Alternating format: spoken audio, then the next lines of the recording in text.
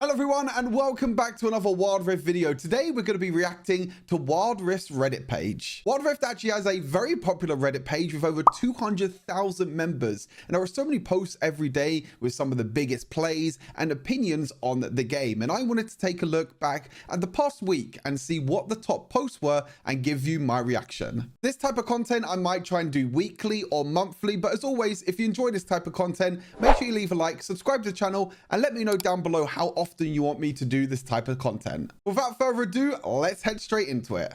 First up, we have TinDoesThings, who apparently is using the best combo in the entire game. I already see a Nunu on my screen.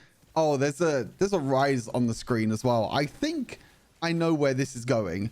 This is a classic combo on PC League. Does he get... Oh my... He got all 5 of them. I've never seen a scenario where all 5 enemies just group together, unless they're bots.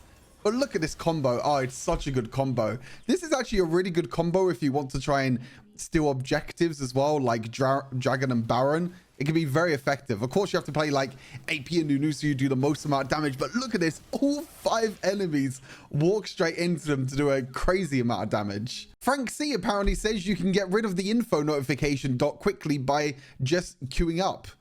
Not really too sure what they mean. Oh, the little info sign. Oh, you know what? I'm a player that every single time I see a dot on my screen, whether it's to do with events like the arcane gifts or the Twisted Fate thing, or even like the recent Pride event, every single time I see a dot on my screen, I get like PTSD. I'm like, I need to get rid of this dot. Like sometimes I'm such a completionist, but it seems like you join the queue, you just click the info and it doesn't actually take you to the social pages because you're in queue.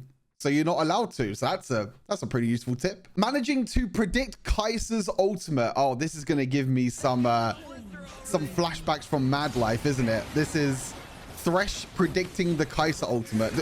Oh my God. Oh, that is so satisfying to watch. That is crazy satisfying. For those who maybe didn't play PC League, Mad Life was like the OG Thresh player that would always predict hooks, like flashes, dashes, anything like that. But this guy predicted Kaiser would ulti behind the Ezreal. Like, this is back towards their base. Like, sometimes you predict side to side. This guy predicted Kaiser was going to go behind the Ezreal, which is insane. Like, look at this. He even throws the hook out before Kaiser uses the ultimate. Such a crazy prediction. First time collecting Fate Augments by Personal Jump. Is this on the new AAA RAM? What is this? Is this like... What am I watching? The quality's pretty... Okay, there you go. I could put the quality up a little bit. Is this like... It's like Kennen and Vagon mixed into one, and he just has infinite cooldowns. Oh, is this what AAA RAM is like? You just run around spamming your ultimate? This looks kind of fun, to be fair. What am I watching? Does he get a pentakill in the end as well? Yeah, look, he just walks up and he just kills. His ultimate's on his 0-second cooldown. What is this? I've never seen anything like this at all. Maybe I need to play AAA RAM more often with the augments. Shen's new skin, Infernal Shen, but more cool.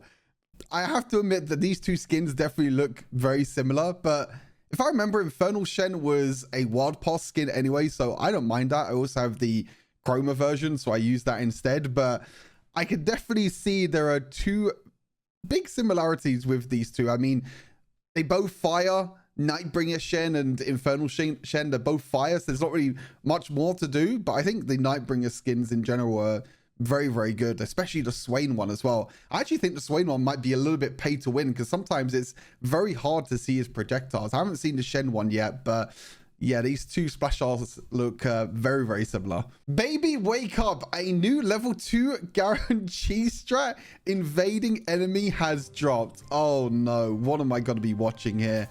This is something that I've been doing quite a lot on Garen if he does what he does. Is this you start your E? Yeah, you start your E. I have to put up the quality again. You start your E, you clear your entire wave. I mean, this is how strong Garen is right now.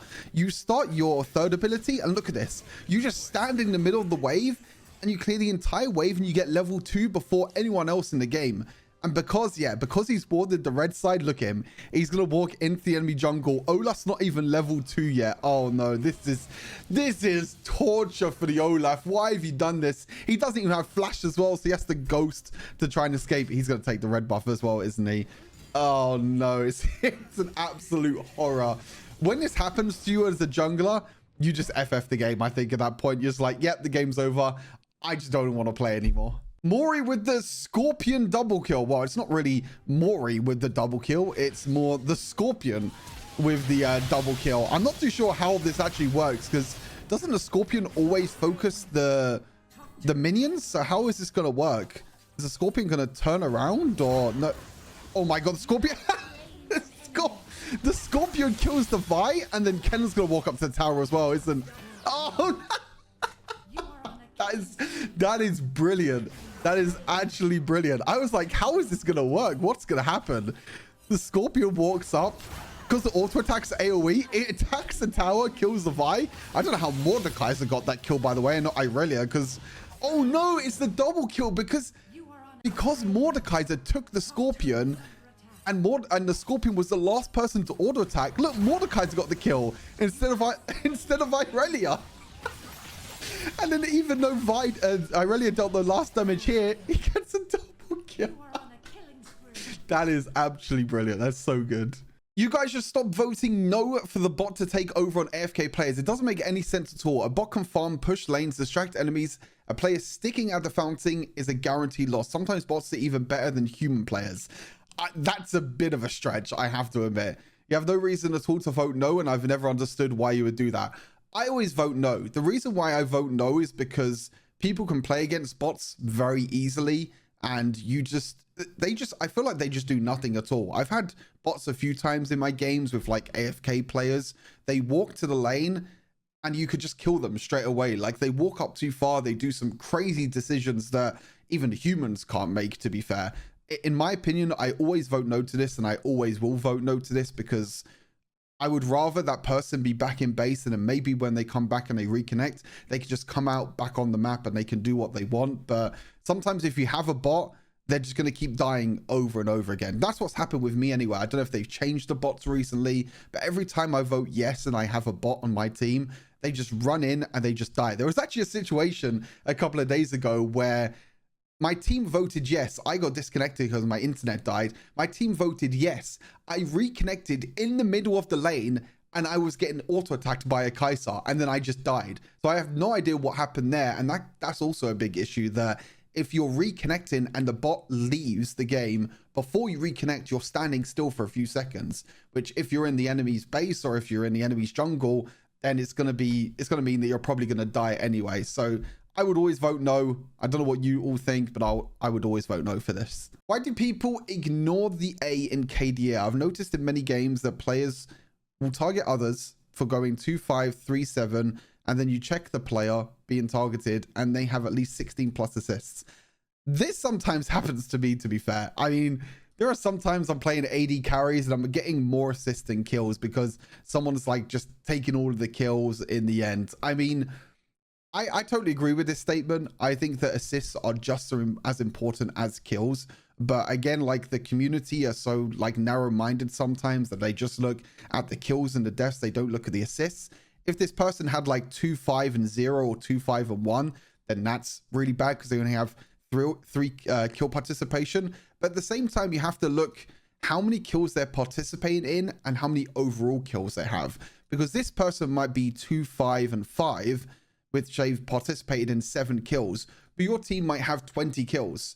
So they've actually participated in much less than half of the kills, and they also have maybe half of the enemy's deaths, which if you work that out, I mean, that's just very specific numbers in general. But I totally agree with this statement. There are a lot of people that just focus on the kills and the deaths. They don't focus on the assists. But also I think it's a mindset at the same time that most of the time assists should go on supports because they're the ones supporting your team with either shielding or healing or crowd control. But the problem is not everyone can get a kill. There needs to be like a stat in between, which is like kills, deaths, assists, and M, which is most damage. Like how many times you dealt the most damage in a kill. I think that'd be pretty useful, to be honest, because then you actually see how much damage people are doing during the game and how useful they are in the team fights. Gentlemen, please just focus the Soraka. Oh no, this is going to be a horror, isn't it? Yeah, they're all focusing the front line, they're all focusing the Poppy, and no one's auto-attacking the Soraka. This is something that I see a lot of players do. If they just auto-attack the Soraka here and kill the Soraka, they can easily kill the Poppy straight afterwards. But look, no one is attacking this Soraka at all. Look how much shielding that she's giving over to the Poppy. That's probably like 20, 30,000 shielding. If you kill the Soraka, Poppy's never going to have enough damage anyway to kill you. A pentakill with that as well? Yeah, let's 3-man gank a Renekton 1 by 1. I never know how to predict. Oh, this one's 1080p. Oh, we're upgrading in the world in 1080p. Oh, that Rumble Ultimate is not that great. But I can imagine how difficult the Rumble Ultimate can be sometimes. If that Rumble Ultimate was better placement, it probably would have been better. I mean, Renekton, when he's this far ahead, I think it looks like he has Eclipse as well. Yeah, look at the burst damage. Oh my god, he's going to get 4 kills, isn't he? Garen, ulti? Does Garen not have ultimates? What are we doing here? Does he live? Okay, he just runs away and lives. But I think if this Rumble Ultimate, the equalizer at the beginning was better, but sometimes, as I mentioned, it can be very difficult. So what happens here is that Rumble auto-casts his ultimate, and because Renekton was standing here, the Rumble Ultimate goes out of range, basically. This is why I always say things like Rumble Ultimate and Victor's third ability, you always have to manually aim, because sometimes this can happen, and it gives you... it puts you at a huge disadvantage, and as you can see, that just allows Renekton to get reset after reset with kills, and yeah, just kills everyone on the map. Tanks in Wild Rifts by inside striking. Oh, what's going to happen here? We're getting lower in quality again, which is always never good. I mean, the Volbear's ultimate the tower. It's kind of difficult to say tanks in Wild Rift when the ultimate's the tower and he stops a lot of damage. I mean, yeah, Volbear is so strong right now. You know what I think this is? I don't think this is tanks being the problem. I think this is healing being the problem. Volbear has so much inbuilt healing. It's crazy. They're like, you're just going to tank everything. But look at the healing. Every single time Volbear uses his second ability, if he didn't have that much healing in his kit, then I think he would die. So I think it's more to do with healing in Wild Rift, and especially just Volbear in general being very powerful. And of course, him ulting the tower here is very useful to him to not take any damage. But look how much healing and shielding he has. Like the third ability, the survivability, the second ability, nice gargle stone plate timing as well to stop some of the tower shots. But look at the healing going on up every single time. I'm not too sure if this is support Morgana as well. Look at that. He healed like 3 bars of his HP with a 1E. Like, look. The healing is more the problem here than the tanks, in my opinion. But yeah, I mean, Volbear right now in the meta is one of the strongest champions to play. I have 2,127 games on Yumi AMA. Oh my god. 55% win rate is pretty good from 2,200 games. Hard to imagine pretty much says it all. Yes, I am a cat main. I'm not ashamed of it. How do you even manage to pick her? I see her banned in 90% of games. Most of the games on her are PvP. Ah, okay. That makes sense now. I can play her to my heart's content. That is not that bad. Genuine question, how do you entertain yourself? Sometimes I wonder this as well with Yumi players, because you're never moving. Like, your left hand is basically never used. You just use your right hand to use your abilities, and that's it. What's like, do you make a sandwich, watch a show? This is brilliant. I do stuff like that sometimes. I've cleaned my room, made food and new playlists, scrolled and text people to name a few things. I avoid watching stuff while playing her because I really like to be able to immerse myself into whatever it is that I'm watching. Hey, you got to protect your team. You got to make sure you use that heal at the right time. Use your ultimate at the right time. That's the most important thing when you're playing Yumi. And sometimes if you look away for a second and suddenly, oh, my AD carries low on HP. Okay, press a button. Okay, I can go back to do what I'm doing. Oh, it's brilliant. So good. Don't buy the picture book. QTs Unite. It's mathematically not worth it. Oh, this is a new thing that has entered the loot store for 20 orange essence. Honestly, I actually buy a lot of orange essence from the condensed mode store, the little pack opening section that's in the game right now. We can get like packs for free and rewards. I've used all of them on Orange Essence because I'm trying to save up for my next big skin that I want. I would never spend money on this anyway, even if the value wasn't worth it. I mean, I still don't understand really the point of these little companions that you get. I actually disable them all the time. The only companion I have is my own one. Everyone else's companion is disabled because sometimes it's just very distracting, and they've even disabled it in ranked and legendary queue because it can be very distracting. Because what if you walk up and you see the companion before the enemy champion and you surprise flash away? You're like, oh shit, someone's coming. You flash away or something. So it's insane. I mean, yeah, the odds. Okay, this is too much maths for me. 0.79688% chances before 40 pulls. Okay, this is too much maths for me. Way too much maths for me. I mean, I would never do this anyway. Orange Essence is, for me, always saved for like these ultimate skins or the skins that you really want for like champions that you main. Describe me as a person using my main champions. Volbear, Darius, Sion, Mordekaiser. They just look like beefy boys. I even see Set there as well. They're just all beefy boys. You're just running in. You're just like a big, massive bear. You're a big, massive tank that just runs on through. Let's see some of these comments. You flash in for hot still stacks. What else do you use flash for though? Best smash. Hey, he's not wrong. He's not wrong. You have anger issues. Real. You die 10 times but still get MVP because you destroyed 2 turrets and was a punching bag for the enemy.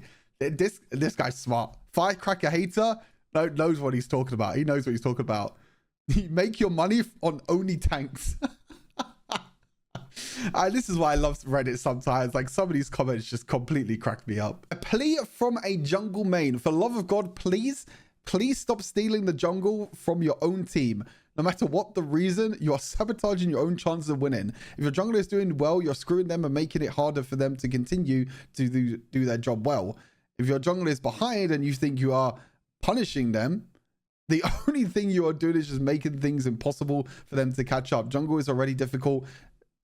Thankless job. I wouldn't call it a thankless job because jungle is by far the most OP role right now. It's deeply disheartening to have your own teammates sabotage your best efforts under these circumstances. Please stop. Thank you. This is like, this guy's written a letter to like his boss or something, telling him to stop giving me morning shifts and just give me afternoon and evening shifts instead. I don't really do this too much. I only do this when we're ahead. And when you're ahead as a jungler, you should actually look to invade and take the enemy's jungle camps instead. So like, their jungle becomes your jungle if you're ahead. So if you've taken like all the tier 2 towers or all the inhibitors, as a jungler, you should be looking to invade and not take your own jungle because you're wasting actual time by taking your own jungle. Unless you're taking like red buff and blue buff, that's completely fine. But even in the late game, I think that late game, if you're, if your mid laner, if your ADC needs like 150 gold for an item, I think it's fine to give away one jungle camp, if they can complete an item before a major objective. But I think it's happened a bit too much to this person and he's getting a little bit mad. Amen, brother. I quit jungle because of that behavior. The worst part is when they still bust during the phase that it wouldn't be shared. Okay, yeah, this is bad. You wouldn't want this to happen as a jungler. This only gets shared after like, 13 minutes, is it? 12 or 13 minutes? I think if your AD carry of your mid laner takes blue buff or red buff after 13 minutes and everyone gets it anyway, that's completely fine. Peak Grandmaster's gameplay. Oh no, this is not going to bode well for Wild Rift, is it? This is going to be Grandmaster quality game. Oh no. Oh, this is just making Wild Rift look bad if this is Grandmaster body slam. Oh no, what am I watching? Oh, oh no, and he knocks the Lee Sin away as well, doesn't he? Okay, guys, if you've not played Wild Rift before, oh my god, the Teemo flashed in as well. Surely this is not Grandmaster. Oh, this looks horrible. I mean, this might have happened in some of my Grandmaster games before, but this is a whole new level. Malphite's ultimate's not even hard to hit. It's a point and click ability. Gragas I can maybe understand. Also, this is on like 0.5 speed, so the Gragas flashes the wrong way, and oh god, it just looks terrible, doesn't it? It doesn't bode well for people that think that Wild Rift is a competitive game, does it? Yeah, this doesn't look too good. What a game-winning hook. Okay, let's see what the game-winning hook was. I love playing Blitzcrank for this one reason, that you could be the one to really carry your team. It feels like it's one of the only supports that you can actually carry your entire team with just one ability, one hook and one ability. Oh my god, that was actually such a smart hook. He used the Hextech GOP enchant to proc Crown of the Shattered Queen on the Kai'Sa and then used the hook afterwards. It wasn't just a game-winning hook. It was just a really smart play overall by the Blitzcrank. Does he land any more hooks? No, I don't think so. But look at this. He uses the Hextech GOP enchant to deal damage that procs the Crown of the Shattered Queen's shield. Because the problem is now, if Blitzcrank hooks, the shield blocks it. But he's so clever. Look, he uses GLP and then hooks straight afterwards. So smart by the Blitzcrank. Saves the knockup for when Kai'Sa goes back. Oh, cancels the ulti as well.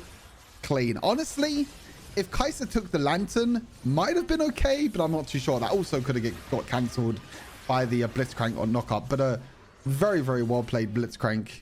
A game-ending play by First Payment. Please use your boards. Oh my god, it's another essay. You know, I don't know how this post will be received. I don't want it to come across as salt planing. I'm hoping people will read it to examine their own play critically. But please, just drop a ward in the jungle mid-late game. Early game, as a support especially, make sure you're at least placing one ward in the most obvious spots. This is almost a separate issue. I've had so many games where the entire enemy team is just rolling together in the jungle, completely invisible, jungle is completely dark, and it makes it so much harder than it needs to be. I do my best, but I only have 2 and there's a long cooldown. I think this is the problem in Wild Rift in general. There's not really a lot of wards out there to be placed. And also the wards don't last as long and the cooldown is pretty long. I understand why people would get mad that the jungle is always dark, but I think this is more of like a game issue that there's not that many wards available. You know, you think of PC League of Legends, you could buy as many pink wards as you want out of base. That's normally what happens with supports. You buy pink wards, you buy normal wards. Your support item in PC League of Legends actually refreshes the wards on base timer. So you walk out, you place the wards, you go back to base, and it refreshes the wards. So you don't have to actually wait for any cooldowns. So I understand why people would be mad at this, but at the same time, I think it's more of a game issue that the wards take a long time. Also, at least one person should be taking the vision ward, the red ward, and one person should be taking sweeper to try and clear the wards. That means you only have 3 people with 2 wards, which is not a lot of wards at the end of the day. And especially if this scenario happens, then it's going to be very difficult. TLDR, wards are literally free and they're wasted if you don't use them. I totally agree. Maybe learn from some ideal spots to put them, but by using them at all is better than nothing. They are going to help you and the rest of your team way more than you might realize. Yeah, I mean, putting them at Baron and Dragon are always important, especially if you're in complete darkness. The enemy might be sneaking Baron or Dragon and you might not realize. So always warding Baron and Dragon is 10 out of 10, you know, something that you should always do. And it should be like second nature. What does the red symbol mean on Evelyn's portrait? This is something that they've added new recently. I've realized this. They've got up arrows, they've got down arrows, and then they have the little cork symbol. So the up arrow is actually a champion that has been buffed in the recent patch. The down arrow is if champion's been nerfed in a recent patch. And the little corkscrew thing is like either a rework or a buff and a nerf. So they call it an adjustment. So that's basically all it is. It's nothing too crazy. It's just a little icon just to show you that this champion has gotten stronger or a champion has gotten weaker. There are a lot of people that don't read patch notes. I think you'll be surprised how many people don't read patch notes on Wild Rift, even though it's in the game. You know, you can find it in the game and you click on it. Some people watch like my videos and other patch note rundowns, but in general, there are a lot of people that don't read patch notes. So I really like this change that they're just adding this symbol so then people understand what champions have gotten stronger and what champions have gotten weaker. And that's going to do it for this past week's recap of Wild Rift Reddit. If this is something you want me to do weekly or even monthly, let me know down in the comments. As always, take care of yourselves, have a great rest of the day, and I'll see you in the next one. Peace.